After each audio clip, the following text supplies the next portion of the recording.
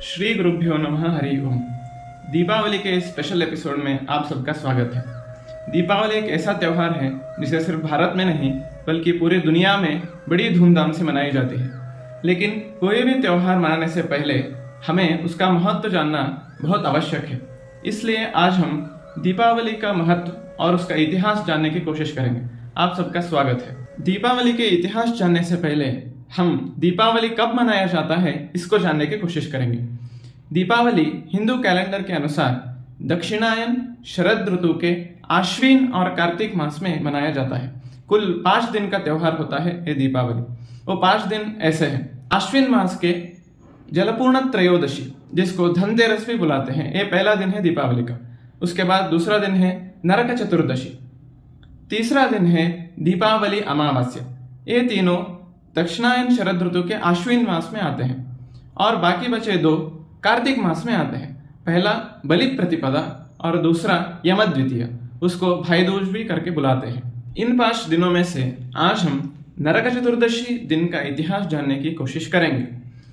ये समय स्थित है द्वापर युग में।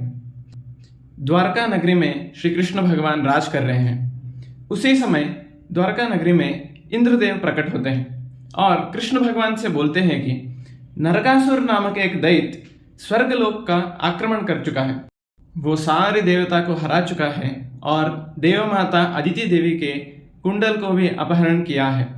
इसी समय पर ऋषियों और मुनियों की गण बद्री से कृष्ण को देखने वहां पे आती है और वो बोलते हैं कि नरकासुर उनको भी बहुत परेशान कर रहा है और कृष्ण भगवान को प्रार्थना करते हैं कि नरकासुर के वध करके सारे सज्जनों को अभय प्रदान करें। इंद्र भगवान और मुनिगण के बात सुन के कृष्ण भगवान नरकासुर का संहार करने का निश्चय करते हैं और अपने वाहन गरुड़ के ऊपर बैठकर अपनी पत्नी सत्यभामा को लेकर नरकासुर के शहर प्राग्ज्योतिषपुर के ओर बढ़ते हैं।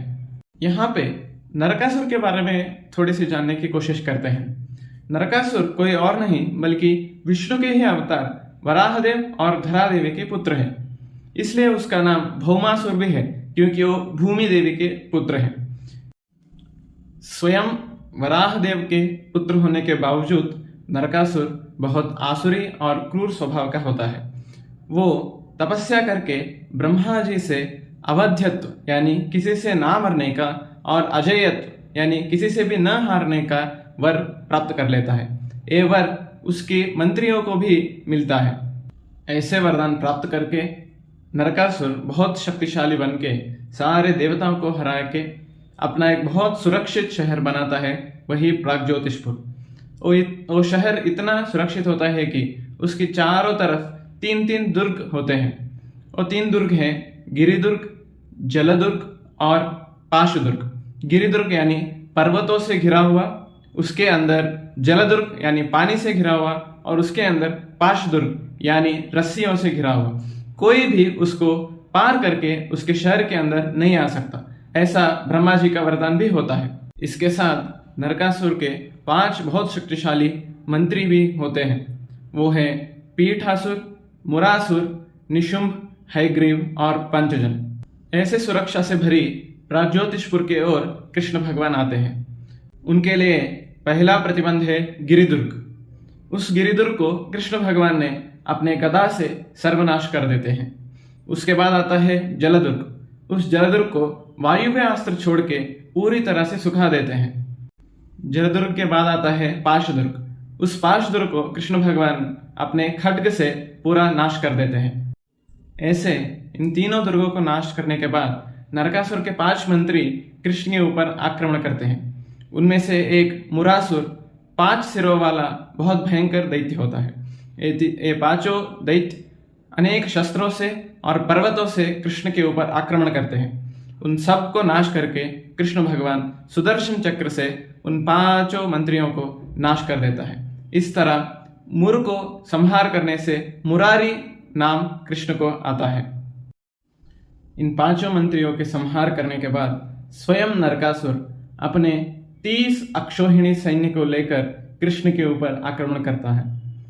इस 30 अक्षौहिणी सैन्य में से गरुड़ भगवान ही 4 में से 1 भाग को अपने पंख से मारकर संहार कर देते हैं।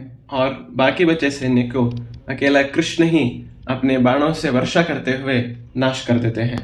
कई बार जब हम महाभारत सुनते हैं या कहीं पे देखते हैं, वहाँ पे ऐसे दर्शाया जाता है कि कृष्ण उतने बड़े योद्धा नहीं थे, बलवान नहीं थे।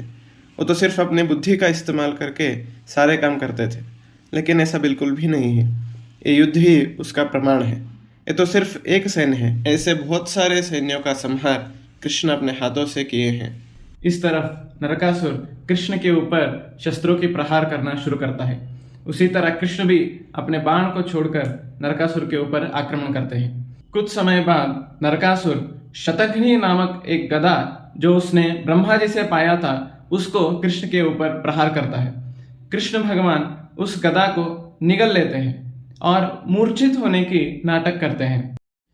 यहाँ पर कृष्ण भगवान का मूर्छित होना सिर्फ एक नाटक है, इसको समझना बहुत आवश्यक है, क्योंकि सारे वेदों से और पुराणों से हमें पता चलता है कि कृष्ण भगवान यानी नारायण को कोई दोष नहीं है।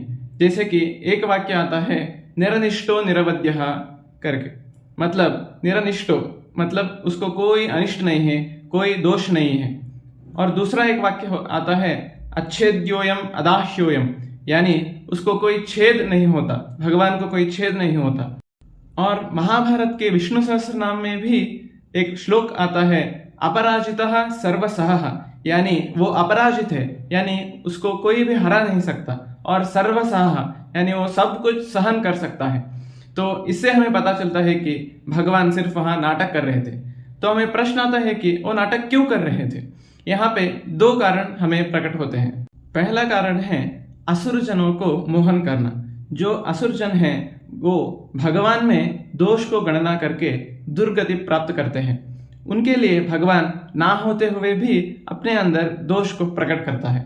दूसरा, नरकासुर के अंदर विश्वास जगाने के लिए।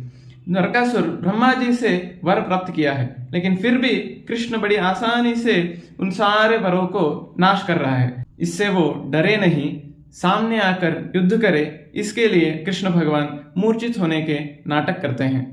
जब कृष्ण भगवान मूर्छित होते हैं तब नरकासुर के अंदर बहुत गर्व आ जाता है।